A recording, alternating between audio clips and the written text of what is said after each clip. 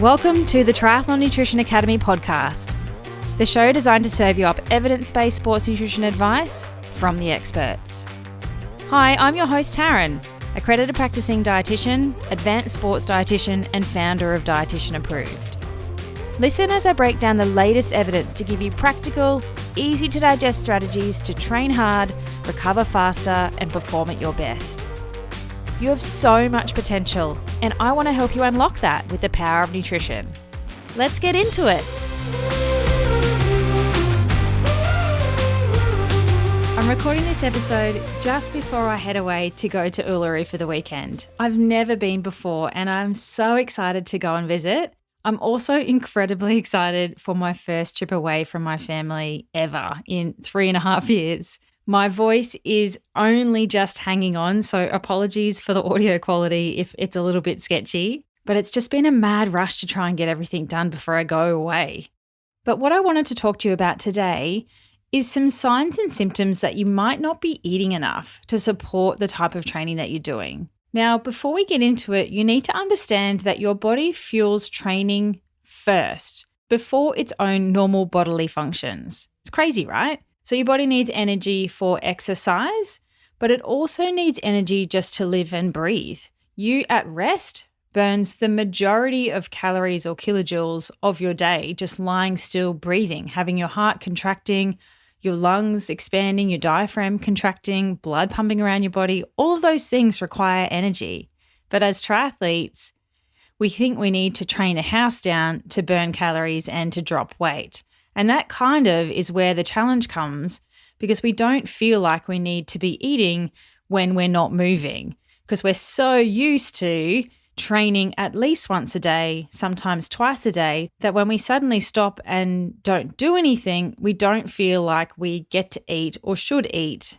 So I wanted to go through some of these signs with you so that if you have this little voice in the back of your head that's going, you maybe need to eat more, or some of these things you really resonate with, then chances are nutrition is something that you might need to look at to make sure you are actually eating to support the demands of triathlon training. So one thing that you can look out for is not actually training well. You might be struggling to get through sessions, you might be feeling really flat or fatigued in the back end, or you also might just be dragging your butt to training. Your motivation is quite low. Once you get there and you get warmed up, you're okay, but your overall motivation to train is maybe less than usual, or it's not what it could be. And that might be one of the early signs and symptoms that you're not eating enough, is that you just feel absolutely wrecked. If you get to, say, Friday and you are wiped and you don't know how you're going to get through your long weekend sessions, then chances are you haven't done a good job with your nutrition through the week and you're in a hole come Friday. You've done a really poor job of your recovery day in, day out, and you're just struggling to back up sessions, feeling wrecked, feeling absolutely fatigued. Not fatigue from training hard. I'm not talking about, pushing yourself through sessions and getting fatigued because you've just done a really good quality session and that's how you should feel. But I mean that fatigue compounded over time, week in, week out, day after day, where you're not recovering particularly well and that motivation is low.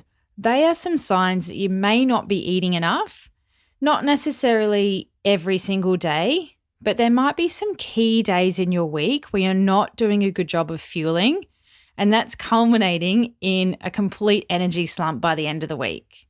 That would be what I call a feather warning sign. So there's a little bit of a continuum when it comes to warning signs.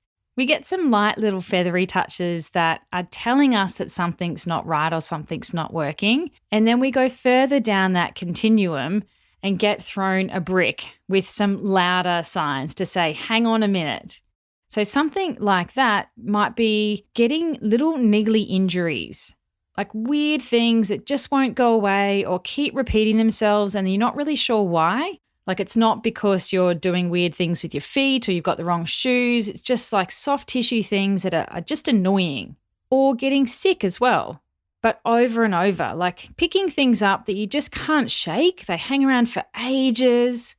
Or you get sick and then you get better briefly and then you just get sick again. That would be a bit of a brick warning sign. It's a louder message to say something's not working.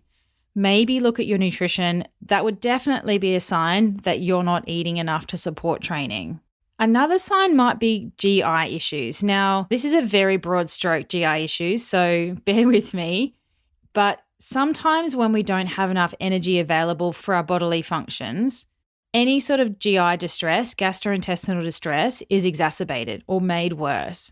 You might be a niggly gut issue type person anyway, and that might not necessarily be energy availability related. But if you're not that type of person and you suddenly start getting these more niggly gut things, or if you think really hard, you can coincide niggly gut things or getting a little bit more bloated than usual, or runner's gut type things like having to run to the loo, having to go to the toilet more often, or the other end of the spectrum is being more constipated, and that's not normal for you, like it's not something you've had your whole life, then GI issues is something that is further along the continuum of low energy availability if that's happening, because your gut is not working that effectively. Now, I did an episode on runner's gut.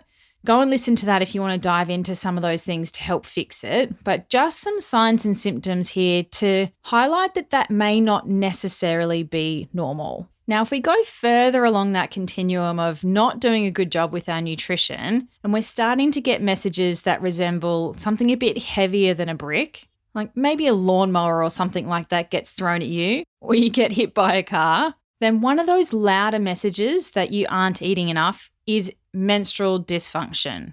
So I'm talking to the females here. Guys, hang on a minute. I've got something for you too. But if you're a regularly menstruating female, you're not taking the pill or don't have a Mirena or anything that's going to mask what's actually going on, but you have a normal menstrual cycle and it's getting a bit lighter or shorter or irregular, that's a sign that you don't have enough energy available for your body's day-to-day functions, let alone enough energy to support another life. And so your body is very smart. It shuts that whole system off if it knows that you can't support yourself, let alone another person. Now, again, that's a bit of a continuum. We have this spectrum of things starting to just go a little bit weird. And then further along the continuum, where you're starting to get warning signs like being hit by a truck, is where your menstrual cycle drops out altogether. That is definitely further along the continuum of energy availability, where we're getting a very clear sign that you aren't eating enough to support training. Now, for the guys who don't have a regular menstrual cycle to give you that sign, you can get your male sex hormones checked to see what your testosterone is doing. If you've got a big, really heavy training block and things are starting to go a bit weird with your male sex hormones, some indicators for you as a guy that you can think about or start to notice is potentially a reduced sex drive. Now, it's something that I talk to guys about all the time, so I'm happy to talk to you about it on the podcast. But guys generally know what's going on, right? So if you feel like your sex drive is dropped or it's reduced through a heavy training block, then to me that's an indication that something is going on with your testosterone and potentially a sign that you're not eating enough to support that heavy training block. Do you ever feel like that? You go through a big build and then that's the last thing on your mind? Potentially there's some tweaks to do with your nutrition that we can fix there to make sure that your sex drive is much more stable through those big training loads. Now, for both males and females, we can check this. We can check your male and female sex hormones to see what's going on. And that's something that I would suggest you do if any of this stuff resonates with you. Now, if you take the pill as a female, we're not going to be able to see any change in your estrogen and progesterone over the month. It's all going to be flatline because the pill is masking that. It's not giving us an indication of what's actually happening. But if you're not taking any sort of contraceptive, then we should see this beautiful flow of estrogen and progesterone over the month. And if things start to go AWOL or our estrogen starting to drop or go too low, then that's definitely a sign that things are not working. I like to use the analogy of a kangaroo. They are pretty smart too. They can switch off the growing of a joey in their pouch if there's not enough food around. How cool is that? So they know that they're not going to be able to support them, let alone growing another thing, and so they just turn that off for a bit until there's more food available. Humans are the same. If you don't give yourself enough fuel and energy to support training, then that whole system gets down-regulated and it can switch off. I interrupt this episode to let you know that Coffee and Questions is back, and you're invited to join me live. It's going to be on the first Thursday of every month inside the Dietitian Approved Crew Facebook group. It'll be on at 8:30 a.m. Australian Eastern Standard Time, so Brisbane, Australia time. And if you can't make it live, that's okay. You can submit questions ahead of time and I'll answer them for you. It's your chance to pick my advanced sports dietitian brain on anything endurance sports nutrition related and join a beautiful community of triathletes from all over the world. So to join me, search for Dietitian Approved Crew in Facebook, answer a couple of short, easy questions, and we'll let you inside with the cool kids. BYO Coffee, and I'll see you there. Another sign or symptom that you are maybe not eating enough is if you find yourself doing restriction and binging type behaviours. Now, not necessarily disordered eating, but if you're somebody that constantly thinks about food, you're starving all the time, or you're a bit obsessive when it comes to food, you've got these rules about what you can have, what you can't have, you feel like you have to eat clean all the time. I bloody hate that term. It's very common for me to see triathletes do that. Something about our personality type, we like to control all the things. And what I see is people restrict their food, particularly in the morning after training, because they think that's going to lead to body fat loss. Under-eating and under-fueling breakfast, morning tea, and you get to lunch and you're just in a starvation hole. And then you open those floodgates for lunch and then all hell breaks loose and you can't control them. Like you open them and it's hard to stop eating. You just can't feel a hole. Whatever you eat doesn't kind of satisfy you or fill you up. And if you're doing that type of restriction in the morning and then sort of binge eating in the afternoon, then you're definitely not eating enough in the morning where you need it. And chances are the food choices that you're making in the afternoon are probably not ideal either. Your body's really smart at regulating itself. So if you've put yourself into a calorie deficit too far, or you haven't refueled enough with carbohydrate to top up your glycogen stores again, then the body's going to send out all those hunger hormones and make you crave sweet, and you're more likely to eat crap foods in the afternoons and therefore overeat on calories or kilojoules, and you're no longer in a deficit anymore. So you've starved yourself for no reason. The other time I see this happening, the restriction through the day and then binging behavior, is in the evening. So once we've finally stopped for the day, we're sitting down for maybe 30 minutes to watch some TV before we crash out. That is another key time where people binge eat on food that's not ideal. Again, you might be craving sweet here because it's habitual. It's something you've always done. Like you might associate having a cup of tea, but it has to go with a biscuit or a piece of chocolate or something like that. And that's something that's been trained into you since you were a kid. But this is another time when we're probably not eating mindfully. We might be watching TV or scrolling through Instagram or watching a screen and not really being fully present with what's going in our mouth. And so we actually have no idea what's going on there. And we're not feeling full or satisfied from that sweet food or savory that we've had. And so we reach for more. We reach for another hit to try and get that endorphin release that we got from the first bite, but it doesn't seem to be coming again. So if you find that you're that type of person, then that might be another sign that you aren't actually eating enough. And it doesn't mean you're not eating enough overall in a day. You might be catching yourself up later, but you're not eating enough where it counts. One of the biggest eye-openers that a lot of the academy athletes have and experience after phase 1 is the amount of food that they need to do to tick off their right recovery boxes. So many people don't do this Nutrition 101 thing right, and then getting that sorted is like revolutionary. I've had one of the ladies, Lisa, used to have a packet of chips every afternoon for afternoon tea. She craved carbs, salty, give it to me, get it in. Now that she does a better job of her recovery breakfast and eats better for lunch, we had to increase her protein. It wasn't anywhere near enough for her. She doesn't crave that packet of chips in the afternoons anymore. She's much more satisfied with her meals. And that's what we want, because then she's making a better choice in the afternoon rather than one of like desperation and starvation.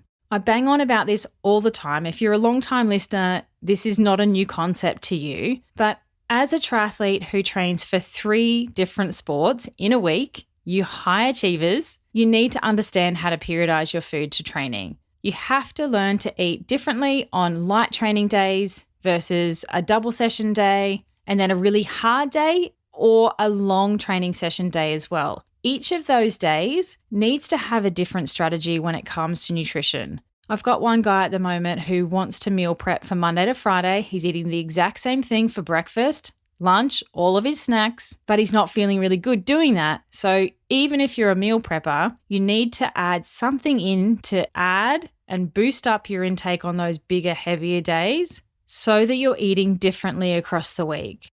If any of those signs and symptoms sound like you, then you may not be eating enough to support training where it counts. And so it's giving you warning signs, whether it's giving you little light feathery touches like feeling flat and fatigued and tired and run down, or more louder messages like a brick being thrown at your head, like constant little niggly injuries, getting sick all the time, or much louder messages like a truck hitting you or a car hitting you, like your menstrual cycle is gone completely. Or worst case scenario for a triathlete, you're getting a stress injury, a stress fracture. All of those warning signs you need to start listening to. And the message is not eat more, increase your calorie intake, particularly if you're somebody that is trying to drop body fat. You might resonate with some of these if you're trying to drop some fat. But the message is to eat more strategically so that you are eating where it counts and where you need it, not starving yourself, restricting, and then binge eating and catching yourself up later on in the day or in the evening or on the weekends when we lose our structure of the work week and we have more access to eating out or the cupboard, and we've got a bit more time as well. So I wanted to quickly touch on relative energy deficiency in sport. We haven't talked about it much on the podcast yet, and I may still do a whole nother episode on it, but this is kind of the other end of the spectrum where we really aren't eating enough and we don't have enough energy available for our body's daily function. So REDS or RED-S, it is the syndrome that refers to the impaired physiological function of our body, and it includes things like our metabolic rate, menstrual cycle, our bone health, our immune system, protein synthesis, and our cardiovascular health. And it's caused by not eating enough energy or calories and or having increased energy expenditure. Now, if you're a triathlete and you're listening, you probably have pretty high energy expenditure. Even if you drive a desk for work, you still might train once, maybe twice, sometimes 3 or 4 times in a day. So your energy expenditure might be high or higher than the general population, or it might be that this is something that you need to be really mindful of when you go into a key race or you step from 10K running into marathon running, or you go from doing sprint and Olympic distance triathlon and you suddenly build into bigger training volume for say 70.3 and Ironman. Like ideally, you have different nutrition for each of those distances of racing because the training load is probably different for all of those events, right? You need to do way more hours for Ironman training compared to Olympic distance training. And so normally when you're just cruising along doing your thing, you might be fine. And it's not until you jump up to increased energy expenditure, so burning more calories with heavier training loads, that it becomes problematic. Because remember, our body fuels training first, but we still need energy to support our daily function of living and breathing, digesting, growing if you're a growing body, as well as throwing training on top of that. Now, being in low energy availability just means that you don't have enough energy available for those things. And it is a continuum. It's not a you do and you don't. It's definitely a continuous spectrum where one end we've got a healthy athlete, optimal energy availability, regular menstrual cycle, really strong bones, and things are working properly, right? To the complete other end of the spectrum where you're in low energy availability. You don't have enough energy available for the body's function. So menstrual cycle drops out. We start to affect our bones and start drawing more calcium from our bones, leading to, worst case scenario, osteoporosis. But we have these little messages along the way to tell us that we're heading in that direction. So I need you to start listening out for them. If you are in low energy availability, if you don't have a menstrual cycle, your testosterone's through the floor, then you need to get this sorted now. I don't mean to scare you, but it's not normal to not have a menstrual cycle and be a naturally menstruating female. You're doing damage to your body that you can't even see. And it'll tell you if you can listen out for it. But if you don't, it's going to hit you with a truck and a stress injury or stress fracture. So I encourage you to work with a multidisciplinary team to get it sorted. You're going to need a good sports physician in your corner who understands the demands of training more so than a regular GP. You're also going to want to work with your coach or your physio or your exercise physiologist or whoever it is that's doing your programming, and make sure you understand your training load and how that is periodized across the weeks and the months and the years so that you know how to layer your nutrition into that. And then, of course, you're going to need a sports dietitian in your corner so that you can understand how to eat for different types of training days and make sure you have enough energy for training as well as life. Now, it's not hard to get right. I'm not saying it's easy, but it's relatively straightforward to fix. You just need the right professionals in your corner.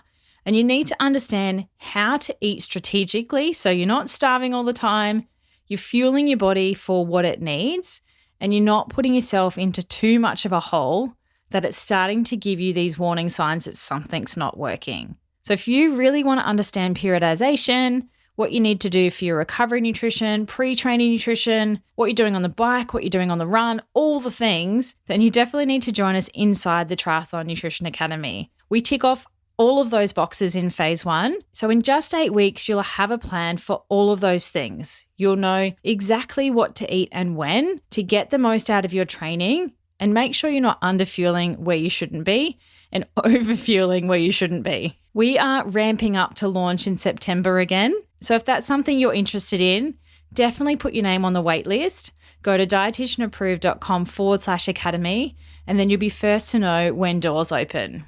And if there's anything out of today that you're unsure of or you really need some help with, I definitely suggest linking in with a sports dietitian and a sports physician to tackle this early so we're not heading down that trajectory of the other end of the continuum where we're doing long-term damage to our bones and our overall health. We want to catch this stuff early. So keep an eye out for some of those signs and symptoms that maybe you're not eating properly and get an understanding of what you actually need to eat to train for 3 sports instead of 1.